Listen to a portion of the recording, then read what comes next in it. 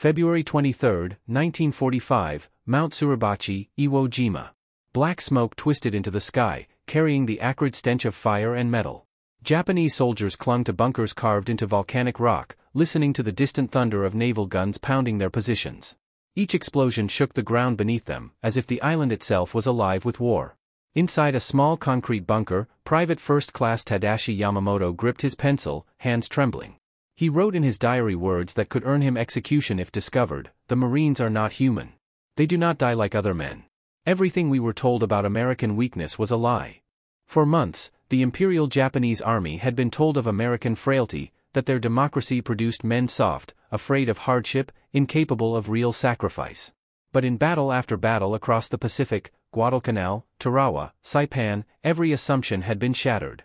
Yamamoto had seen it himself. 6 Marines had stormed his position under withering fire. 3 fell instantly, but the others pressed forward. When a grenade landed among them, one Marine absorbed the blast with his own body to protect his comrades, then, grievously wounded, continued fighting until he could no longer hold his weapon. Within minutes, his squad had taken the position. The mathematics of Japanese miscalculation were cruelly simple. On islands like Iwo Jima, they had superior numbers, fortified positions, and intricate tunnel systems. Yet they faced an enemy who not only advanced with deadly efficiency but refused to stop. The Marines accepted casualties that would have broken any other army. They pressed on, day and night, coordinating attacks so fast that Japanese officers could barely react. Even seasoned soldiers who had survived China and the Solomons were stunned. Reports collected from survivors detailed Marines moving silently through jungle at night, attacking from unexpected directions, then vanishing before a counterattack could form. Each encounter left Japanese defenders questioning everything they had learned about warfare. Yamamoto's diary ended with a chilling observation: "They have courage equal to ours, but with weapons, supplies, and numbers we cannot match. We are fighting men who embody both spirit and material. There is no hope. Only death." Beyond strategy, beyond propaganda, Japanese defenders realized the horrifying truth: the Marines weren't just a force, they were an unstoppable machine of war. And the black sands of Iwo Jima were about to bear witness to the full measure of that terror. August 7, 1942, Guadalcanal, Solomon Islands. The tropical night was thick with heat and humidity. Japanese forces had prepared for what they assumed would be a simple victory. Veteran soldiers, hardened in China, expected inexperienced Americans to crumble under the weight of the Imperial Army. They were wrong. Corporal Hideo Takahashi, recording events in his diary, wrote, "The Americans who landed are unlike any enemy we have faced. They do not retreat. They do not surrender. They fight at night as if darkness gives them strength rather than fear." The 1st Marine Division numbered just over 16,000 men. Japanese intelligence considered them elite troops, but still Americans, products of a soft society. Yet within days, the invaders defied every expectation. Lieutenant Shigeru Fukudome led a reinforced company of 200 men in a textbook night assault to retake Henderson Field. They expected easy success; instead, they walked into a killing ground prepared by Marines. The Marines, hidden in carefully constructed positions, unleashed interlocking fields of fire. They did not break. They did not flee. Fukudome's unit was decimated. By dawn, only 90 men remained from the original 200. The Americans suffered just 12 casualties. Across Guadalcanal, the pattern repeated. Japanese soldiers, trained to face enemies who crumbled under banzai charges, now faced men who held positions until physically overrun, then fought hand-to-hand with knives, bayonets, and bare fists. Sergeant Kenji Matsumoto, who survived 4 months on the island, wrote, "We were taught Americans are individualistic, unwilling to sacrifice. This is false. I saw a Marine machine gunner continue firing with both legs shattered, then his assistant took over, and the position held." Intelligence officers were bewildered. American recruits, trained through near-criminal mental and physical abuse, were broken down to nothing and rebuilt into soldiers who accepted death as honor. They were taught never to surrender, to fight until incapable. Japan had Bushido, the Marines had copied the spirit, and combined it with industrial might. The consequences were devastating. Guadalcanal became a laboratory for Japanese analysts. Marines fought relentlessly, their morale unaffected by casualties, sustained by supplies impossible for the Japanese to match. Fresh ammunition, medical care, hot food, and rotations ensured they could continue indefinitely. Every loss inflicted on the Japanese defenders was temporary, every gain only fueled the Marines' advance. By the time Private Tadashi Yamamoto faced Marines on Iwo Jima, he knew the truth from intelligence reports and survivor accounts: These Americans were not ordinary soldiers. They combined relentless courage with superior equipment, with the backing of a nation capable of replacing losses faster than Japan could sustain them. The shock of Guadalcanal shattered confidence. Japanese leaders realized their assumptions were catastrophic mistakes. Spirit alone could not win battles against an enemy who had both spirit and endless material. The first hints of fear, the quiet, tense dread among even the most seasoned soldiers, began to spread. Takahashi's diary entry captured the dawning horror. We believed our training and courage made us invincible. These Americans prove that spirit without resources is nothing. They never stop. We do not yet understand how to defeat them. Guadalcanal was only the beginning. From Tarawa to Saipan, from Peleliu to Iwo Jima, the pattern would repeat. Japanese courage met relentless Marine force, and every encounter left one undeniable truth: the Marines were unstoppable. November 20, 1943, Tarawa Atoll, Gilbert Islands.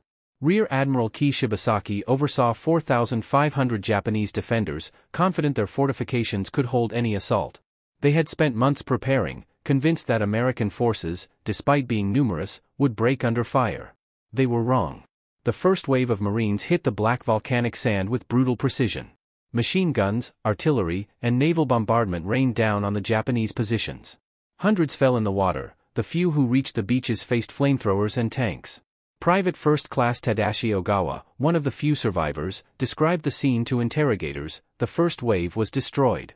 The second died on the beach. The third came with flamethrowers. They did not stop until we were dead, or they were. In 76 hours, nearly 4,500 Japanese soldiers were killed. 17 survived. The Marines, battered but relentless, had demonstrated their defining characteristic: they accepted casualties as the price of victory. The defenders had expected panic and retreat. Instead, they faced methodical aggression. Every bunker, every trench, every defensive line was assaulted with coordinated firepower, demolitions, and sheer determination. Japanese officers were forced to confront an uncomfortable truth. The Marines' resolve was not based solely on courage. It was systematic. Every assault was calculated. Casualties were not setbacks but part of the equation. Lieutenant Shigeru Fukudome, previously at Guadalcanal, recognized the pattern. We fight with honor and courage, but these men calculate the cost of loss and proceed regardless. It is not bravery, it is arithmetic applied to war. The industrial might behind the Marines became clear. Ammunition, reinforcements, medical care, and logistics flowed without interruption. Japanese troops, trained for Bushido and spirit-driven combat, lacked the means to replace losses, recover wounded, or sustain prolonged resistance. What courage could not achieve, material superiority ensured. Captain Yoshio Kobayashi, who had survived Guadalcanal, noted the striking contrast. Japanese units planned carefully, hesitated to risk lives unnecessarily, and assumed their enemy would do the same. The Marines did not hesitate. Decisions were made at the squad and platoon level, exploiting weaknesses instantly. Positions deemed impregnable fell within minutes. The psychological impact on Japanese soldiers was profound. Private Yamamoto, observing the relentless assault on his bunkers, recorded in his diary, "We kill them. More arrive. We inflict casualties. They do not weaken. They do not slow. They do not stop. The Marines are not afraid. We are doomed." Tarawa was the first instance where Japanese command fully realized that spirit alone could not counter modern warfare backed by industry, logistics, and ruthless calculation. The Marines embodied the synthesis: elite training, unwavering courage, overwhelming firepower, and inexhaustible resources. By the end of the battle, the mathematics of defeat was undeniable. Every death inflicted on the Marines was temporary. Every day of combat strengthened their resolve. The defenders' sacrifice delayed the inevitable but could not prevent it. The horrors of Tarawa would echo across the Pacific. The Japanese learned that no bunker, no fortification, and no act of bravery could stop the Marine advance. Only time could be bought through resistance, and every day exacted blood. Tarawa proved that the future of the Pacific War was not about who had the bravest soldiers. It was about who could combine courage with resources, and the Marines had mastered both. September 15, 1944, Peleliu, Palau Islands. Lieutenant Colonel Kunio Nakagawa surveyed his defensive positions as the first light of dawn touched the coral cliffs. Unlike previous battles, he now faced a Marine force he knew could not be defeated through conventional means. Guadalcanal and Tarawa had taught Japanese commanders a harsh lesson: American Marines would not stop, would not retreat, and would accept casualties that would have destroyed any other army. Nakagawa's strategy had evolved. This time, he would fight differently. Poliliu was a fortress of caves, ridges, and tunnels. Nakagawa's men dug deep into limestone cliffs, connecting over 11 miles of tunnel to create hidden positions and interlocking fields of fire. Every approach was meticulously registered for mortars and artillery. The beaches were traps, covered by overlapping fire. Every meter of ground the Marines took would cost lives. His orders were clear: do not expect to win. Delay. Inflict maximum casualties. Every sacrifice is for the Empire. At 8:30, 3 Marine divisions hit the beaches. Naval gunfire and aircraft softened the shore defenses, yet the Japanese remained largely untouched in their deep bunkers. Casualties mounted immediately, but the Marines pressed forward. By mid-morning, Nakagawa realized that even his carefully designed killing zones would not stop the attackers. Unlike previous encounters, the Marines did not hesitate or regroup. They adapted, finding gaps and exploiting weaknesses instantly. Private First Class Tadashi Yamamoto, stationed in a forward bunker, recorded the unfolding horror in his diary. Flamethrowers advance. We kill them. Another comes. They do not slow. We die, and still they press forward. They have no fear. We are doomed. The Japanese forces unleashed artillery and small arms fire with precision, yet it was like pouring water against stone. For every Marine killed, more came. The defenders could not replace their losses. Ammunition was finite. The Marines were inexhaustible. Medical evacuation and resupply allowed them to maintain offensive pressure despite heavy casualties. Nakagawa's men fought with honor, but the industrial advantage of the Americans proved decisive. By nightfall, Nakagawa's defensive doctrine had inflicted severe casualties, yet the Marines held more ground than expected. Reinforcements and artillery support meant that no pause in the assault could halt their momentum. Japanese officers recorded their disbelief. The Marines' ability to combine courage, training, and logistics created a psychological pressure that shattered the traditional assumptions of warfare. The battle became a war of attrition. The defenders had expected that a carefully orchestrated defense could delay the enemy indefinitely. Instead, each bunker destroyed strengthened the Marines' resolve, their determination fueled by the loss of comrades. The Japanese realized, as they had at Tarawa, that fighting the Marines was a losing proposition in every conventional sense. Poliliu demonstrated the evolution of Japanese defensive thought, acceptance of attrition, defense in depth, and making every position as costly as possible. Yet even this grim calculus could not overcome the unrelenting Marines.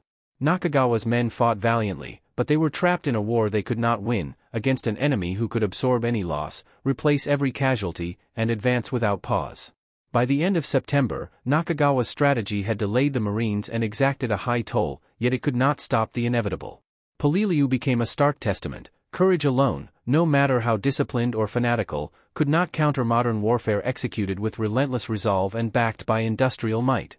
June 15, 1944, Saipan, Mariana Islands. Colonel Takuya Takashima surveyed his men as the first wave of American Marines approached the shoreline. His 3,000-strong force had trained for this moment, rehearsing every maneuver, every charge, every defensive position. He knew the Americans were formidable, but he still believed that a fanatical banzai charge, executed with absolute commitment, could shatter the invading forces. Japanese doctrine held that sheer courage and relentless aggression could overwhelm even the best-trained enemies. At 0300 hours, under the cover of darkness, Takashima's men surged forward in a ferocious banzai attack. Screaming their war cries, bayonets fixed, the Japanese infantry charged into the lines of the 27th Marine Division. The defenders were caught off guard, many were sleeping or exhausted from days of previous bombardments, but they quickly recovered. Officers and non-commissioned officers organized defensive stands with terrifying efficiency. The Marines counterattacked immediately. Automatic weapons tore through charging ranks, and artillery delivered precise, devastating fire at point-blank range. Flamethrowers, tanks, and grenades turned the night into a hellish maelstrom. For 4 hours, the clash raged, the beach soaked with the blood of thousands.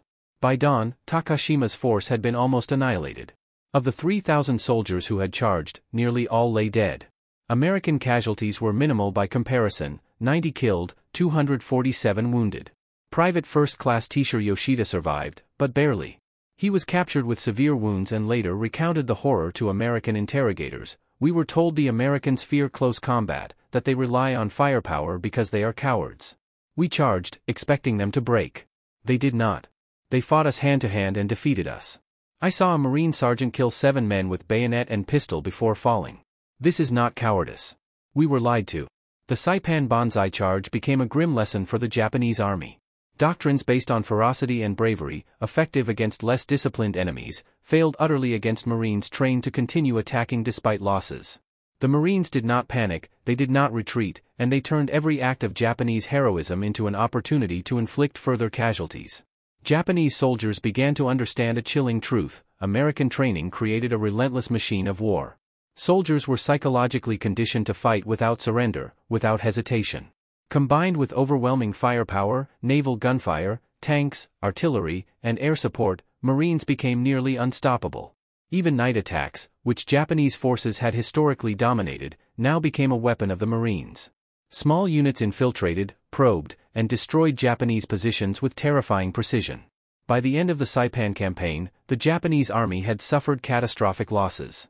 The battle confirmed what Tarawa and Peleliu had already proven: the Marines could absorb losses, replace casualties, and continue advancing without pause. Japanese commanders, including Takashima, realized that traditional courage and doctrine alone could never defeat such an enemy. The war was no longer a contest of spirit, it had become industrialized, coordinated, and unrelenting. Saipan's aftermath left an enduring psychological scar.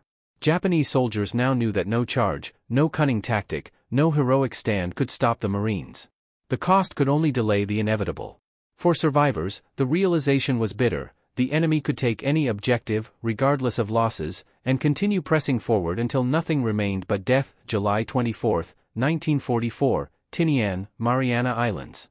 The Japanese defenders on Tinian knew what awaited them. Lessons from Saipan were fresh in their minds. Every officer, from colonel to platoon leader, understood the terrifying efficiency of the Marines: relentless, coordinated, and willing to pay any price to achieve objectives. Intelligence reports warned that any position could be reduced in minutes if the defenders did not fight with calculated precision. Colonel Yoshio Kobayashi oversaw a defensive line intended to delay the Marines, not defeat them. His 4,500 men were dug into bunkers and caves, each registered with pre-aimed artillery and mortars. The objective was brutal but simple: exact maximum casualties before being overwhelmed. Soldiers were told repeatedly, "We cannot win. We can only die and make them pay." When the first wave of Marines landed, the black volcanic sands were quickly stained with blood. The Japanese defenders unleashed everything they had: machine guns, grenades, artillery, and flamethrowers. But the Marines adapted instantly. Forward observers called in precise artillery strikes on the strongest positions, tanks with flamethrowers cleared bunkers, and demolition teams assaulted fortified caves under a storm of fire. When one squad fell, another replaced them. The attacks never stopped. Private Tadashi Yamamoto's diary reflects the despair: "We have killed hundreds. More arrive each day. They do not weaken. They do not slow down. They do not stop. We are samurai, and we are dying. They are unstoppable." Yamamoto's words captured the realization shared across every Japanese position: courage alone could not defeat an enemy equipped with both the warrior ethos and industrial might. Meanwhile, on Iwo Jima, Lieutenant Colonel Kunio Nakagawa faced a similar challenge. The island's volcanic terrain provided excellent natural fortifications. Tunnels, caves, and interlocking fields of fire were designed to channel Marines into killing zones. Nakagawa studied Tarawa, Saipan, and Peleliu, understanding that frontal assaults would be annihilated. Yet even with this defensive depth, the Marines' systematic approach proved devastating. Flamethrower teams and demolition squads moved under fire, neutralizing bunkers one by one. Marines advanced across open ground despite machine gun fire, calculating casualties as the cost of victory. They combined infantry, tanks, artillery, and air support with precision that Japanese commanders could not counter. Every position captured was immediately reinforced, every casualty replaced. The Japanese realized that attrition could not stop this force, it only prolonged inevitable defeat. By the end of Tinian and the initial stages of Iwo Jima, the numbers told the story. Tens of thousands of Japanese defenders had fallen, but Marines pressed forward relentlessly.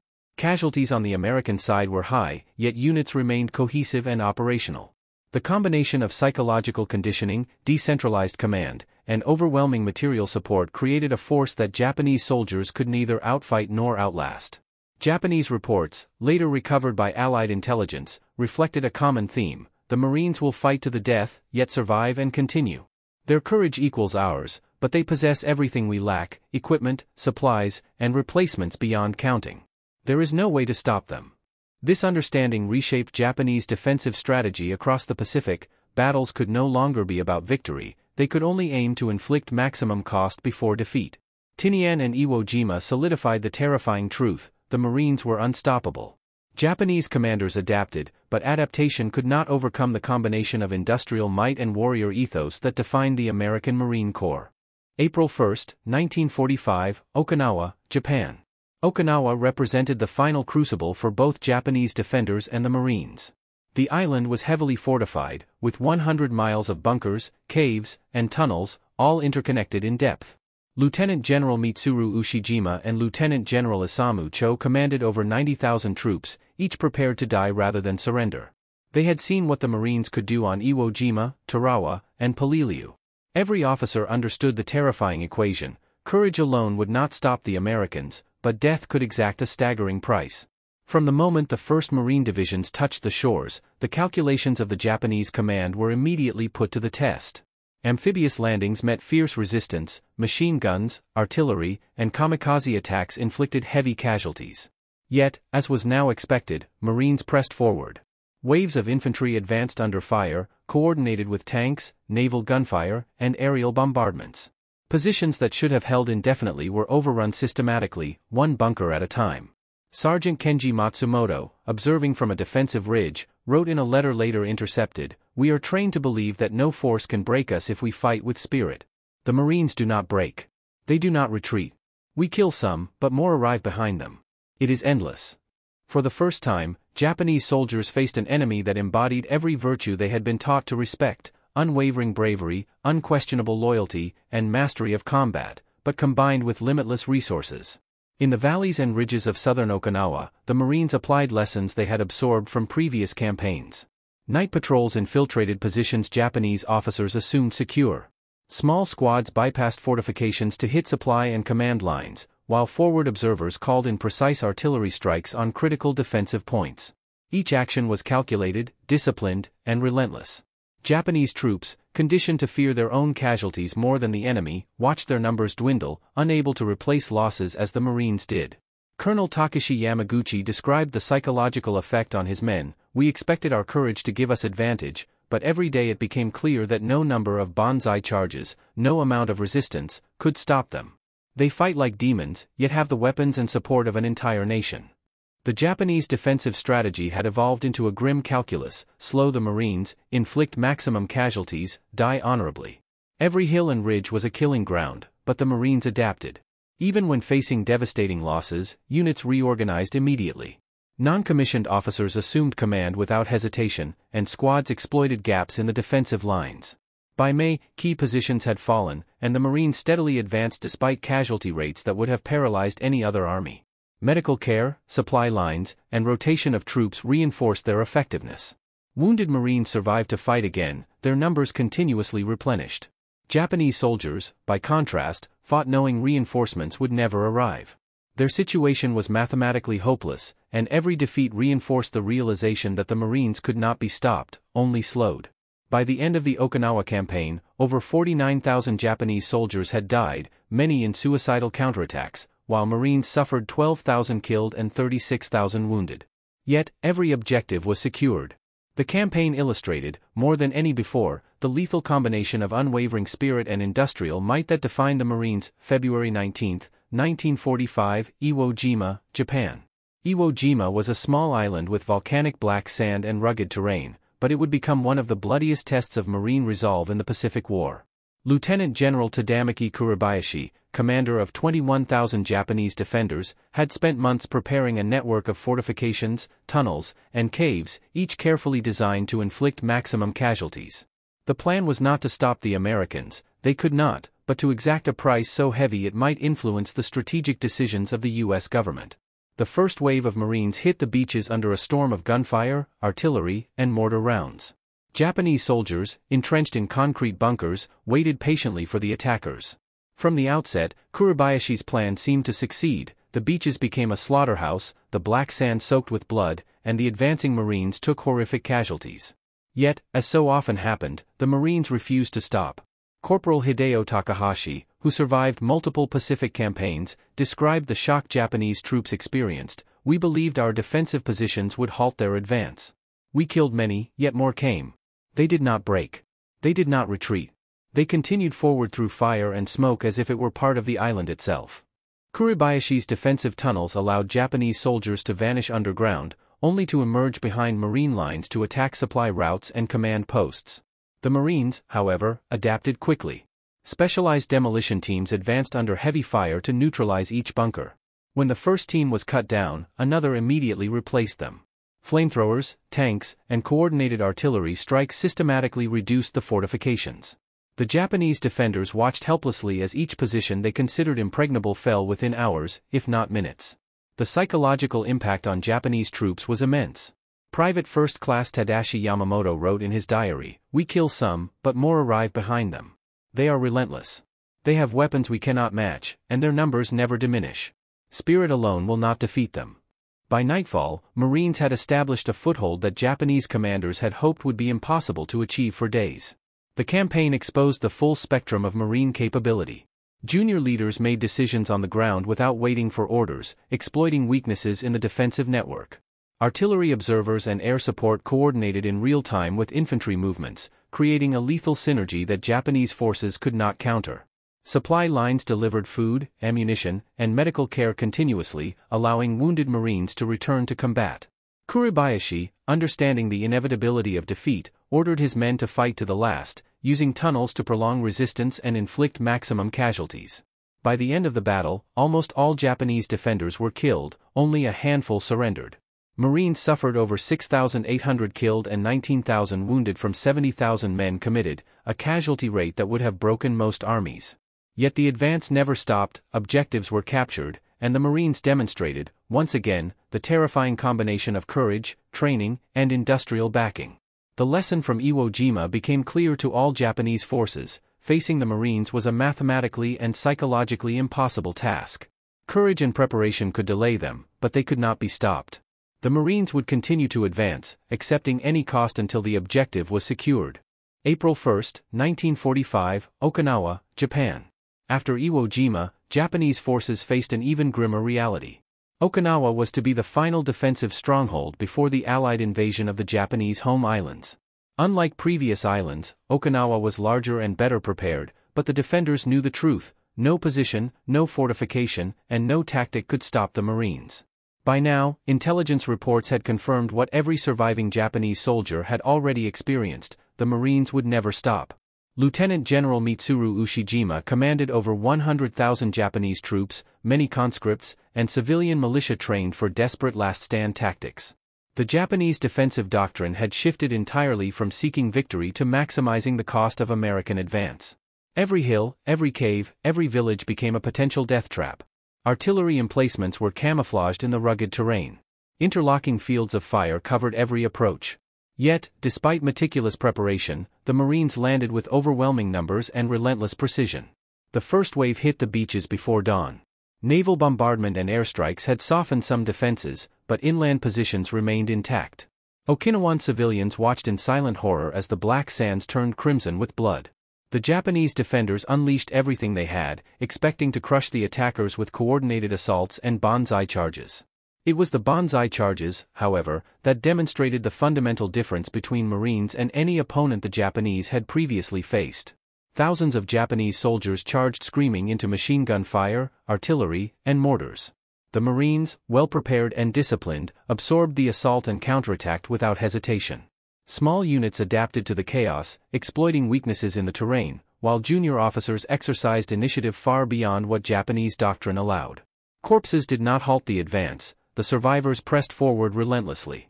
Japanese soldiers were horrified by the resilience of the Marines. Corporal Hideo Takahashi, captured during the campaign, described it succinctly: "We thought the men would tire, would retreat. They did not. Every assault we repelled was met by another, faster, more organized, more lethal. We could kill many, but more replaced them. They had no end." Logistics played a crucial role. Unlike Japanese units, whose supplies were finite and evacuation nearly impossible, Marines received continuous resupply of ammunition, food, and medical support. Wounded soldiers were rapidly treated and returned to combat. Every reinforcement strengthened the attack, erasing the impact of previous casualties. The Japanese defenders could only die, slowly losing strength, resources, and morale, while the enemy grew stronger. Okinawa was not just a battle, it was a psychological torment. Soldiers trained to endure hardship and accept death could not comprehend the combination of courage, material support, and tactical flexibility displayed by the Marines. Every hill and ridge was contested at extraordinary cost, yet the advance never slowed. By June, after nearly 3 months of continuous combat, Okinawa fell. Over 12,000 American soldiers were killed, 36,000 wounded. Japanese casualties exceeded 77,000, almost all dead. The final lesson was undeniable: against Marines, no traditional strategy could succeed. Spirit, bravery, and preparation alone were insufficient. Only overwhelming force, relentless determination, and unbroken supply lines could achieve objectives, and the Americans possessed all three in extraordinary measure. The Okinawa campaign cemented the reputation of the Marines as an unstoppable force, terrifying Japanese soldiers across the Pacific. Their ability to absorb casualties, maintain momentum, and exploit every opportunity made them unlike any other army the Japanese had ever faced.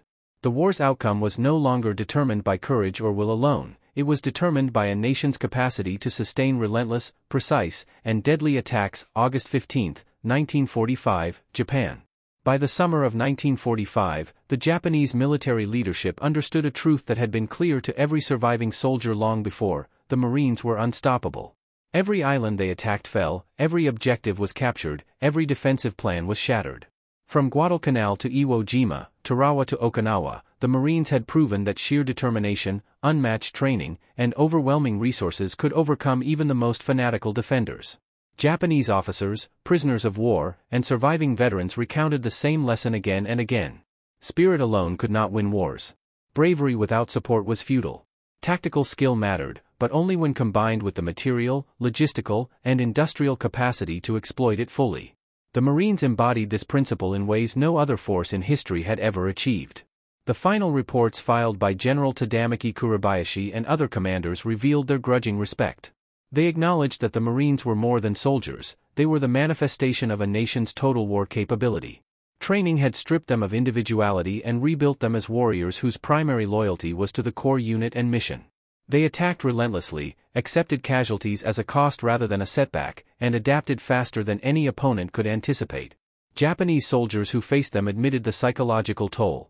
The fear was not of defeat but of the inevitability of it, of fighting men who could not be stopped, who continued forward despite devastation, who combined courage with material superiority in ways impossible to counter. Private First Class Tadashi Yamamoto's diary, discovered after the Battle of Iwo Jima, captured the essence of this realization: the Marines will win not because they are braver, not because they desire victory more, but because their nation gives them everything needed to win. They will use these resources without mercy until we are all dead. The war ended with the surrender of Japan, brought about not solely by atomic weapons but by the accumulation of relentless campaigns in the Pacific. Every island taken by the Marines had weakened Japan's capacity to resist. Every casualty inflicted had been replaced and exceeded by the Americans. The effectiveness of the Marines was not myth or luck, it was the systematic application of training, industrial power, and unyielding discipline.